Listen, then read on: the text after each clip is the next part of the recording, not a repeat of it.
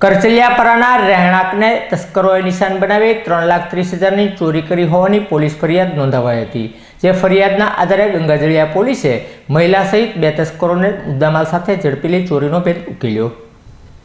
કરચલિયાપરા પુરીના ચોકમાં રહેતા કાનાભાઈ કેશાભાઈ વાઘેલાના રહેણાંકને તસ્કરોએ નિશાન બનાવી કુલ રૂપિયા 3,30,000ની માલમત્તા ચોરી કરી હોવાની કાનાભાઈએ ગંગાજળિયા પોલીસ મથકે ફરિયાદ નોંધાવી હતી।